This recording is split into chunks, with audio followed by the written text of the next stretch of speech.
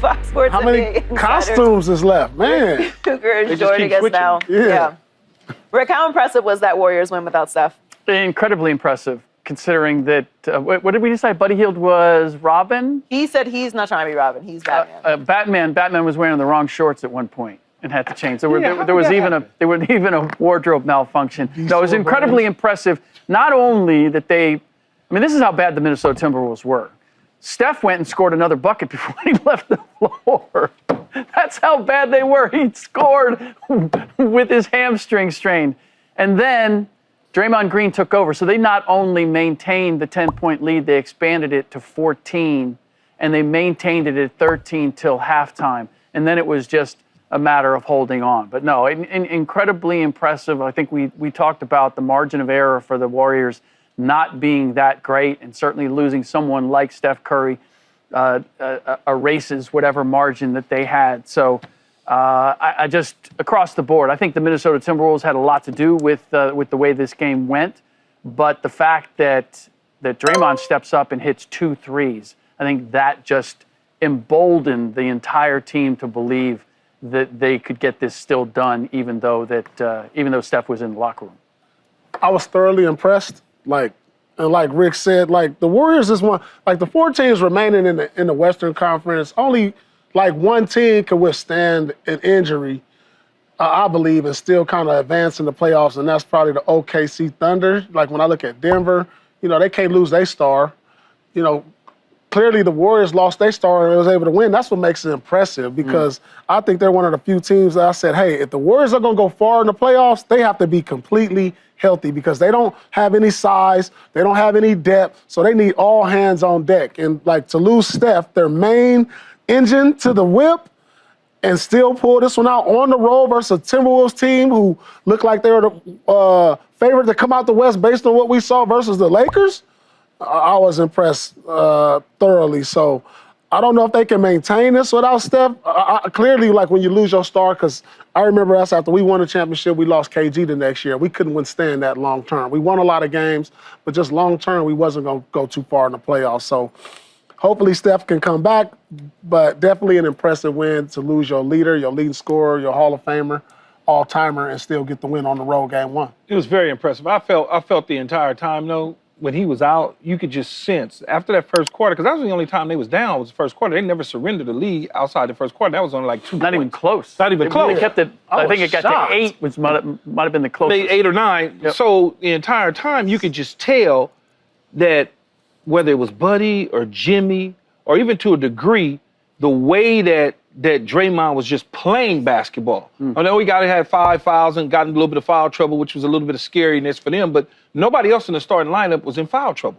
And you can sense that they smell blood in the water against Minnesota. And Minnesota set down Rudy Gobert. You could tell that they didn't feel good about that matchup. And then Ant-Man obviously didn't start cooking until late in the fourth quarter, but by then it was way too late. He wasn't comfortable doing some of the things that we saw him do early on against the Lakers. Now, if you go back and you look at that last game against the Lakers, for instance, he didn't play great basketball, and he carried that over into this series, and this is why I'm sure the coach said what he said about him at the end of the game. But it's Golden State's for the taking, I believe, really, Joy.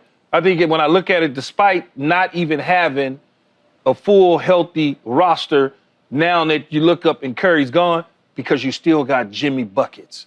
And that, for whatever weird reason, he comes into the playoffs and he just becomes a different guy. Yeah, talking about the series as a whole in this game, I think we can zoom out and have a different conversation. This game specifically is impressive because you can easily get demoralized and Steph goes out. Yep.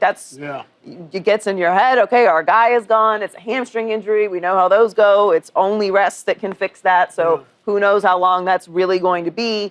Everything starts to spiral.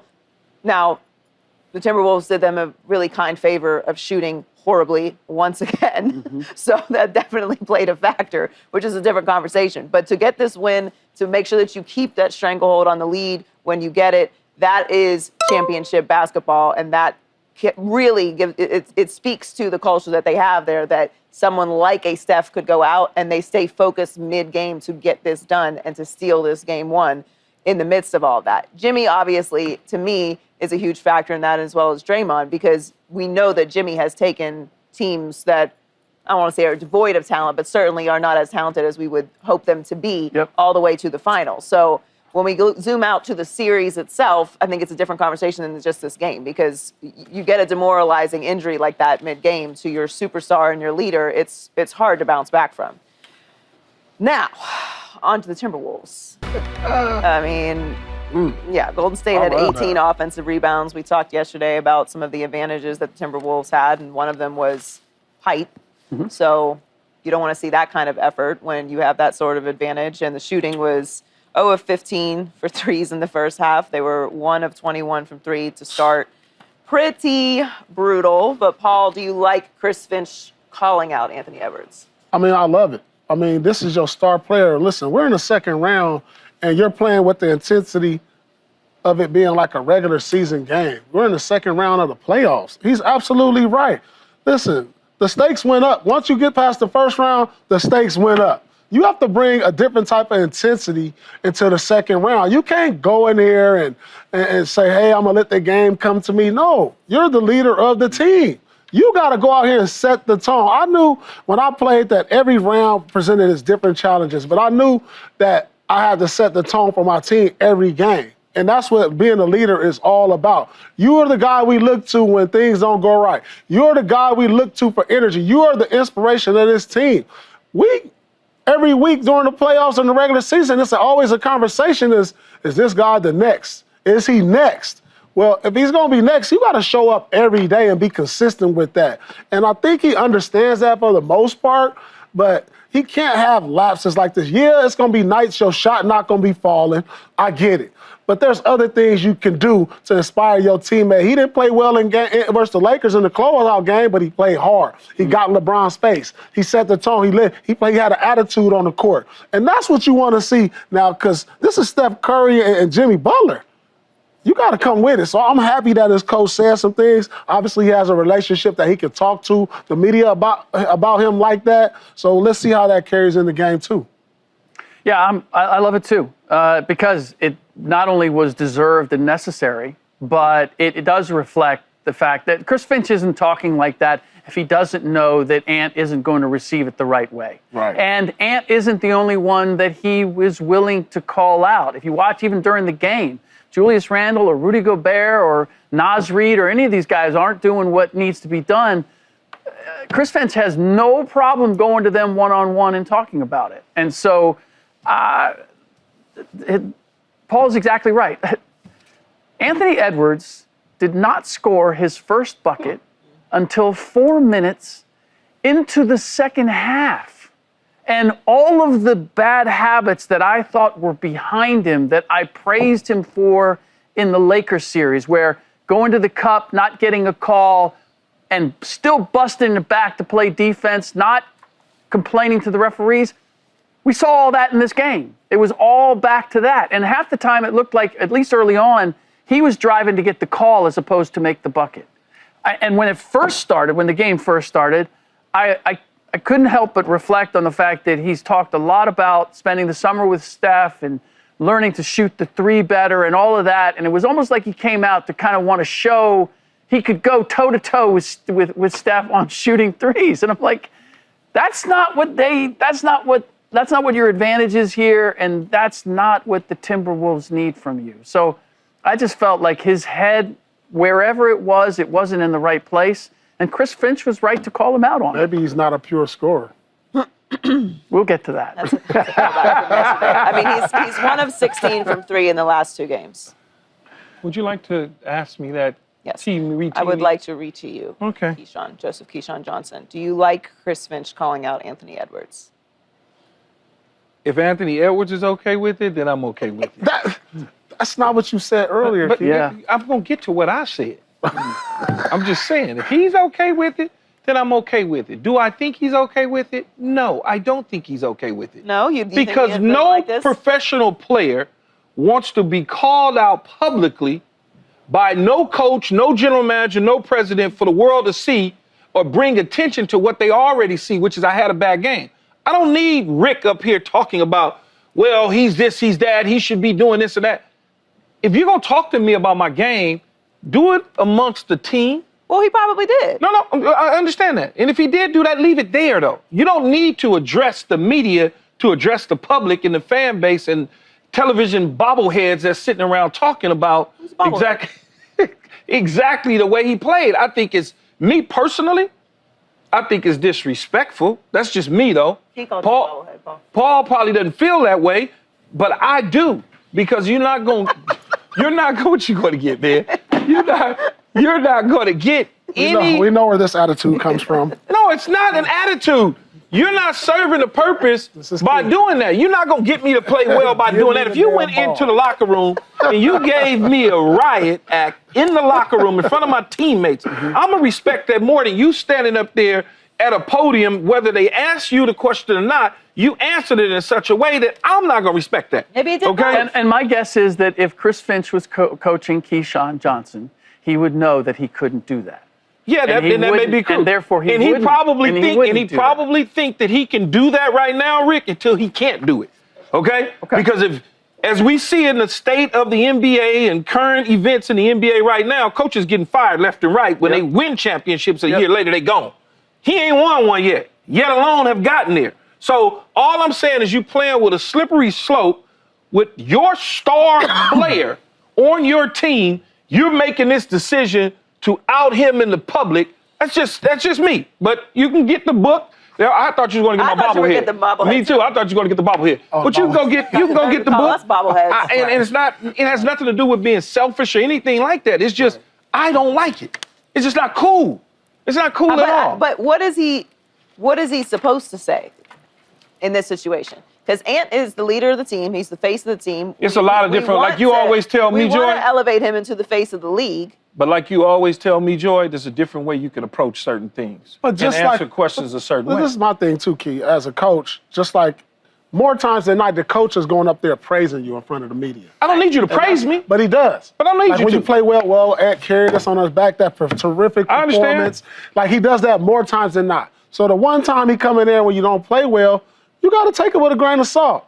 Okay. You know what I'm saying? All right. Like, it's like, how many nights you going to see Chris Finch? Because you're going to get interviewed after every game. And most of the time, when they win, who gets the credit? Anthony Edwards. His name is going to get mentioned after every win. I understand. So, like, when he loses, you got to take it. Yeah. You got to be able to say, hey, my man guy didn't play well.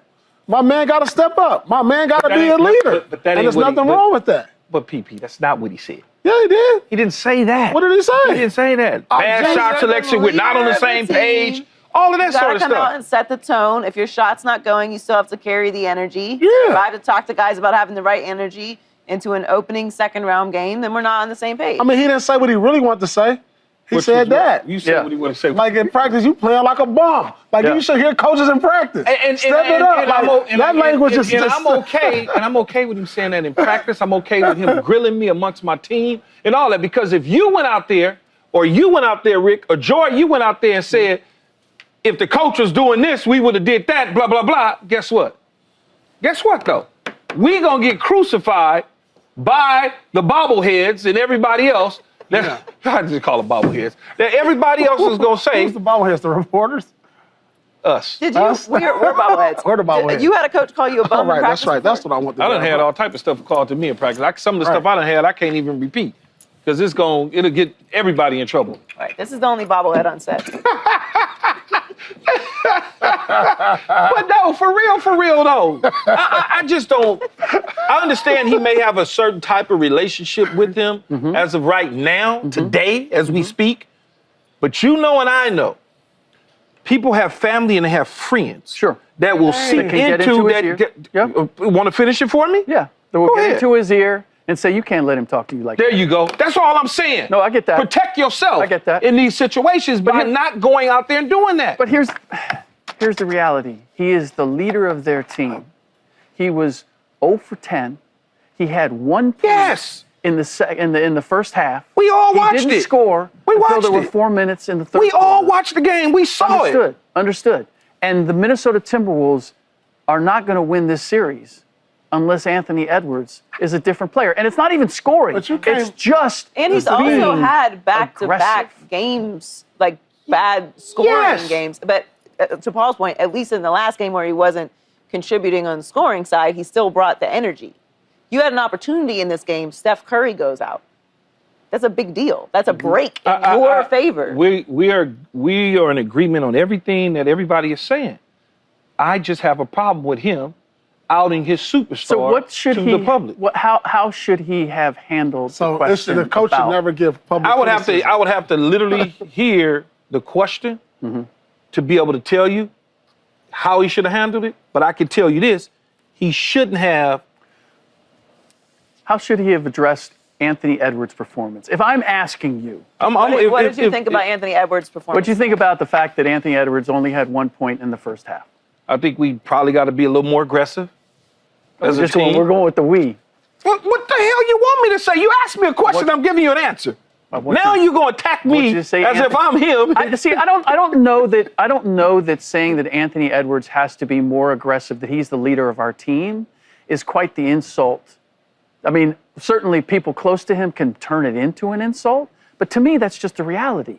He's 23 years old, he's young, but he's our best player, and we need him to be aggressive if we're going to have any hope of winning this series. But this- that, to me, is just the truth. I mean, this had nothing to do with like I'm looking at. This had nothing to do with him not scoring. This was an effort Yeah. thing. Yeah. You know what I'm saying? Like I need that. That's something you can control as a player. You can't control Which he misses said. and make, and that's what he said. And I have no like me as a player. I have no problem my coach doing that. You know what? That's gonna motivate me now. Now I'm about to go out here in game 2 and do something where he ain't gonna never have to say nothing again. You know what I'm saying? So, but it is a new school and a new generation, and guys are sensitive sometimes to when coaches give open criticism. That's all I'm saying. Yeah, it That's is. all I I'm mean, saying. That's what I said, yeah. Rick. He's cool with it till he's not cool with it. Yeah. And you on a slippery slope when you messing around with one of the biggest stars in the NBA that's on your team, and you're not delivering the chip as a head coach. So at some point in time, they're gonna start looking at you. I will tell you this: 100%. the guys in that locker room that I know are behind Chris Finch and how he's handled Anthony Edwards. I understand. Like all the veterans know, they have a great young talent who can be very up and down, and they're all trying to squeeze the most that they can out of Ant. So it's not like Finch is out on an island talking this way. I guarantee you, Mike Conley is talking to him the same way. Yes, talking to him, not to you and me and her and him. There's a big difference there, Coach. He answered the question. Is there not a big difference? I didn't think it was. Us, Yes. look, hold on, look. Yes. Before Joy throws it to something else, is there not a difference what we do in our green room versus what we do here in our Yeah, conversation? but sometimes it comes out here. Sometimes it gets out here. as we do in the green room. No, you don't want those. You wouldn't be able to watch us anymore. Seems like calling somebody overrated Overrated. might just be the kiss of motivation you need. Where they call Josh Allen overrated, goes and wins an MVP. Halliburton has certainly not looked overrated this postseason. Did we overlook the Pacers, Rick? I know I did, but they gave me reason to. I mean, they played the Pacers twice at the end of the season. The Cavs at the end of the season. Cavs rested all of their stars. They won in double overtime, and they won one by a bucket. And for a good part of the season, they looked like the team that I saw last year. And I know they went to the conference finals, but they played a Bucks team in the first round that didn't have Giannis and lost Damian Lillard halfway through. Then they played, who did they play in the next round? They played the Knicks team that they wore down. They played fast, and the Knicks had a ton of injuries. Couple bad coaching decisions. And then they got swept by the Celtics in the conference final. So I didn't believe that they were capable of this. But they've got a bunch of young guys who are for real, that people may not know outside of Indiana. But Andrew Nembhard, in his 3rd or 4th year, is coming along. Benedict Mathurin, Aaron Nesmith. And then Ty Halliburton was playing with a bad hamstring last year, and he looks to be 100% healthy. So I look at them, and Rick Carlisle is coaching this team this year, unlike last year. So I see them, I was sleeping on them, but having seen what they are for real.